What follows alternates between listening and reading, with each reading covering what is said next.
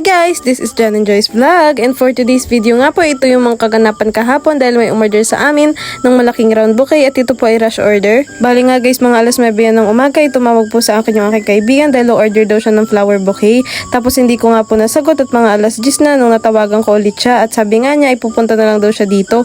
Tapos pagdating nga niya ay may kasama siya na pinsan niya na kung sana yung pala ang order. Pinamili ko nga po siya ng gusto niya kung ano pong gusto niyang mabili dahil nga po akala ko ay regular lang, pero sabi nga niya ay gusto daw niya yung malaki dahil ibibigay daw niya ito sa kanyang nililigawan. Ang pinili nga po niya guys ay yung kung saan po yung pinakamalaki namin na round bouquet, tapos nga po purple daw dahil yung daw ang favorite. Sabi ko nga po wala kami available nun, kaya naman sabi ko sa kanya kung pwede niyang balikan ng hapon at pumayag naman dahil sa hapon pa nga daw niya ito ibibigay pagkalabas ng pasukan ng kanyang nililigawan. Ito nga po pala yung another design ng aming round bouquet, kagaya po nung nakaraang video ko na ginawan ko din po ng ganitong vlog. After ko nga po magawa yung mga flowers, ito naman po mga fillers ang aking ginawa dahil ito po yung magdadagdag design.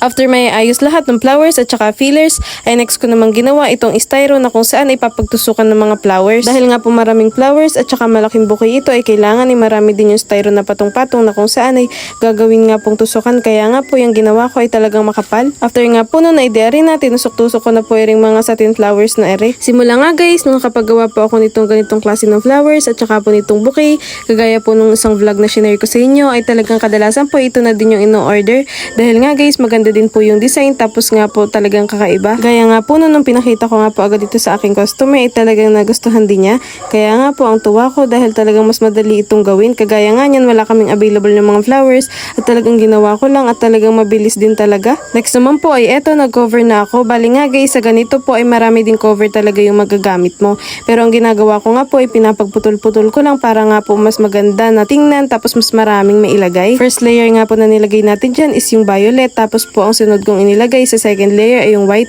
para nga guys mag-complement yung color at saka po para naman hindi pure purple yan, para nga po mas magandang tingnan. Kaya nga po ayan, after nya nilagyan ko na din na ganitong ribbon na kung saan ay ito po yung fishtail ribbon at saka po yung regular na 2.5 cm ribbon. Sabi ko nga dyan kay customer dahil tinatanong niya kung malaki daw ba ito at hindi mahirap dalhin, ay sabi ko ay talagang kapag kukunin niya ito ay kailangan niya ng taga-kapit dahil nga po malaki talaga ito. Tingnan niyo naman dito sa pinapakita ko.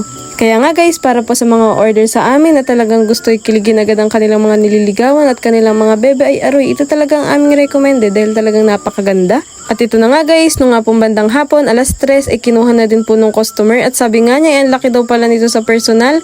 Kaya nga po sabi ko ay talagang malaki yan at sure na sure nakikiligin ng kanyang liligawan. Thank you nga po din sa aming kaibigan sa pag-refer sa amin dito sa kanyang pinsan na sa amin na lang umorder. Talagang nakakataba din ng puso, lalo na nga po kapag may mga kakilala tayo na inire-refer or nire-recommend tayo sa mga kakilala nila. Kaya nga po, yun lamang guys for today's video. Salamat po sa inyong panonood. Kayo'y umorder na.